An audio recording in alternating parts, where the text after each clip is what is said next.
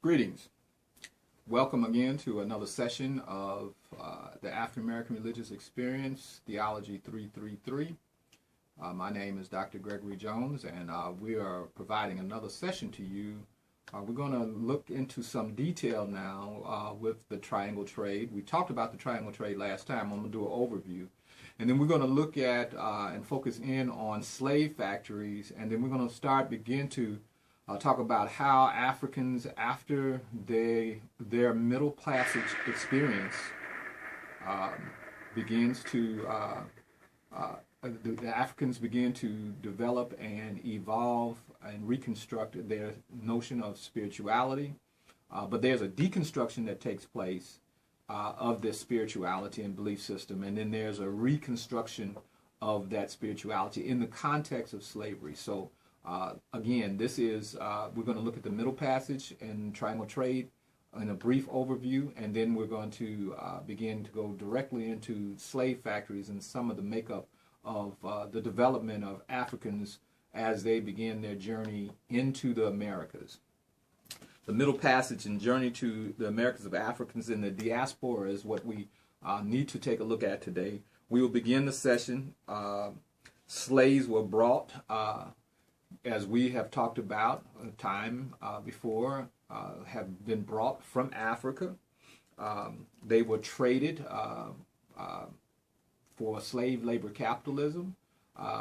The trade was done with guns and gunpowder technology. From the interior of Africa, the trade was basically on the west coast of Africa.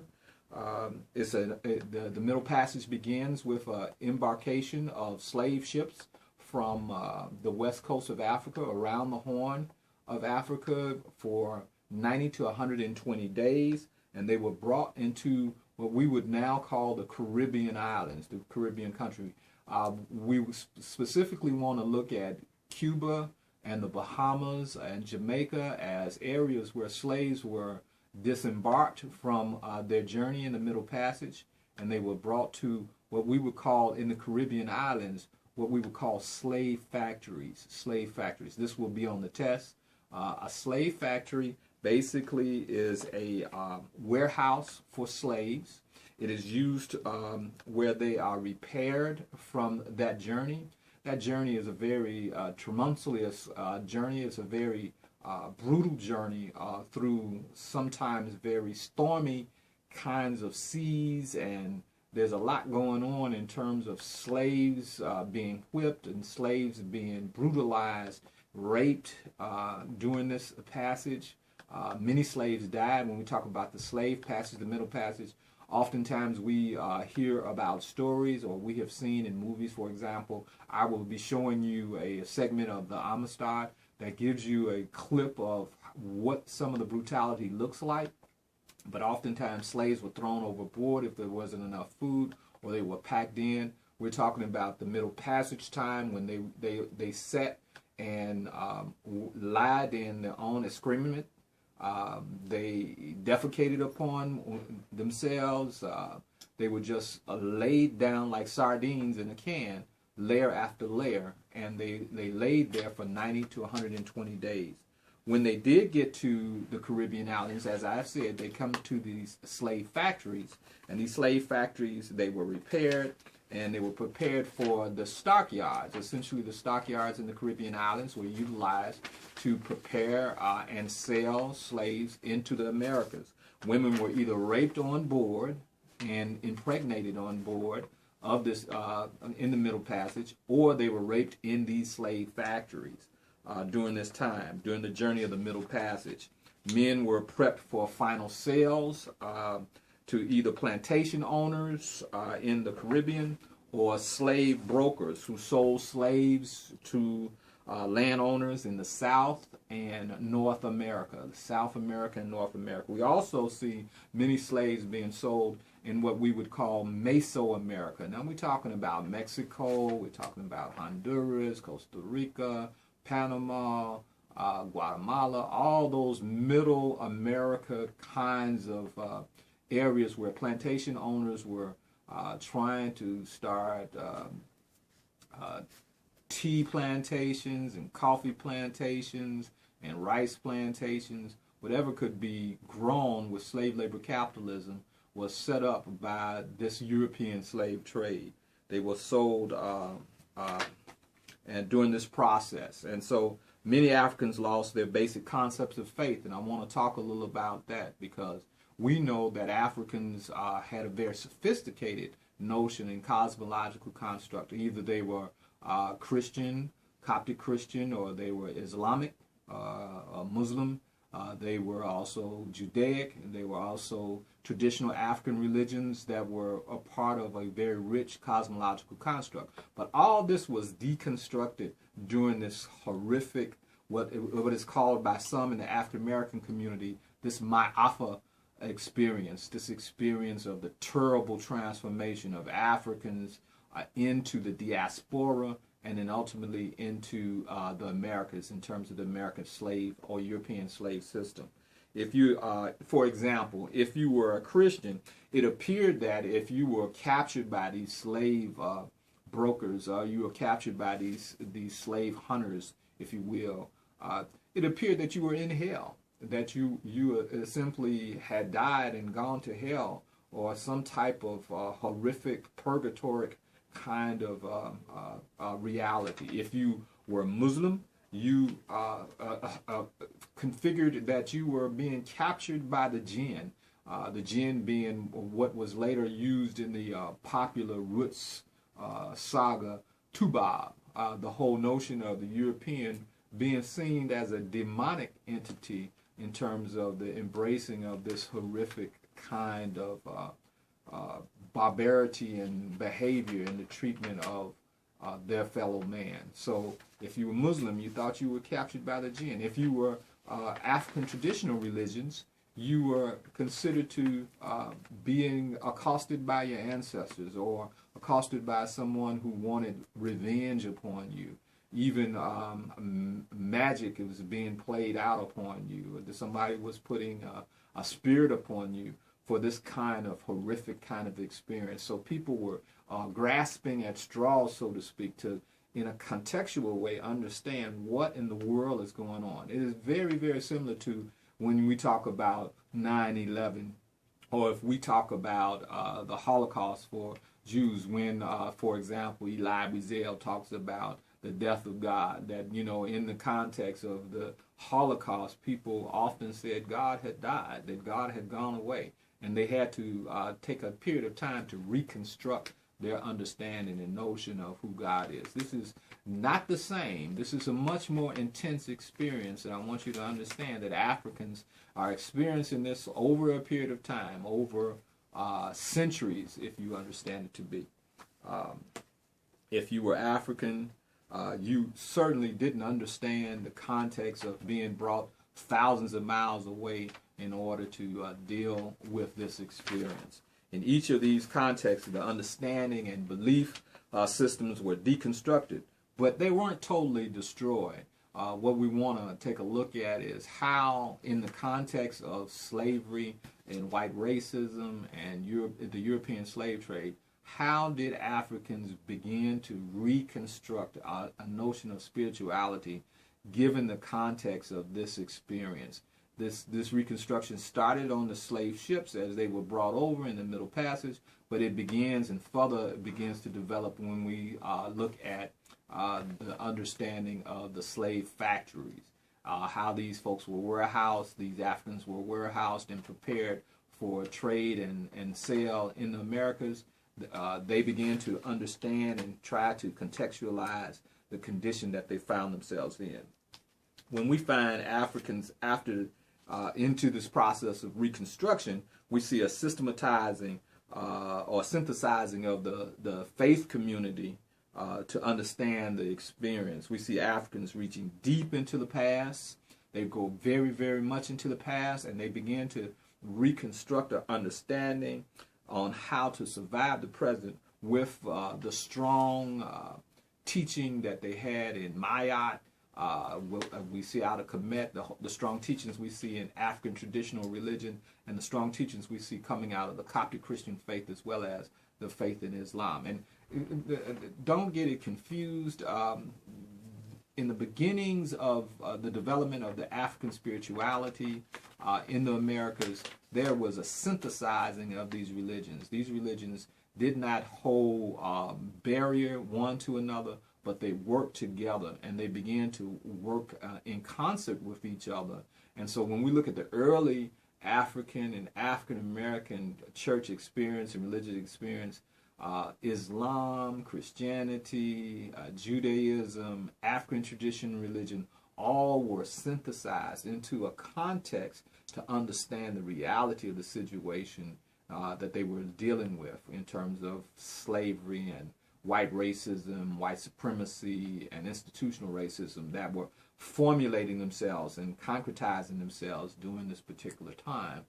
We also want to take a look at how it's much different today, and we'll be talking about that much later in the sessions, on how the synthesizing of these religions created a certain kind of spiritual community, and then later on we see a breaking up or fragmentation into their various denominational or religiosities as blacks or African Americans begin to become more and more enculturated and assimilated into American culture, American society. The African American reconstruct a contextual theology, as we have said, based on the conditions and brutal reality of the European trades. And I want to share with you 4 basic perspectives that a theologian gives us in regards to that. And we will talk about these in detail in next section. But I'm going to give you the names of these 4 perspectives and methodologies now so that you can begin to work through and understand a little bit better as you read some of the text. I want to talk to you about Dwight A. Hopkins, a theologian, a well-versed theologian, black theologian, that wrote a work called Black Theology of Liberation. Black Theology of Liberation. And it's basically an introduction of blacks into the understanding that black theology is a theology of liberation for black people.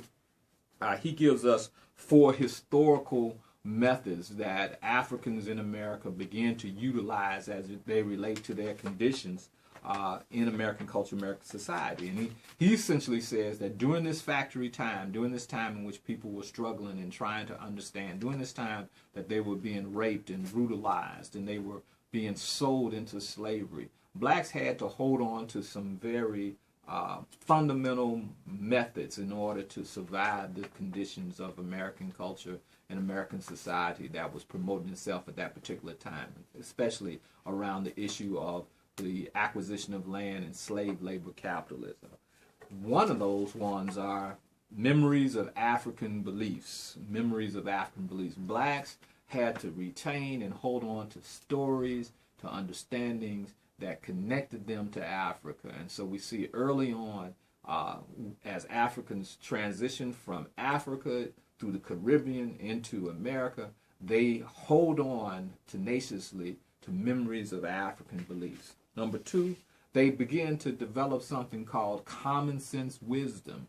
Common sense wisdom. This is an attitude that suggests that you need to be able to, in a practical and pragmatic way, deal with the realities of what's going on around you, and you should not allow the conditions and contexts to take you out of, as we would say in a colloquial, your game. In other words, you have to keep your cool. You have to be able to, in a very processed way, be able to handle the conditions and context of your situation. And you need to use common sense wisdom in responding to the kinds of concerns that confront you on a day-to-day basis. In other words, you can't panic. You got to be able to handle your situation and survive that situation. Common sense wisdom was the second. The third one was a reinterpretation of white Christianity. They heard of Christ, they heard of Christianity, they heard of the Old Testament and the New Testament and all these things. They were learning the language, But they really had to reinterpret that, because most of what was being preached to them was slave, obey your master.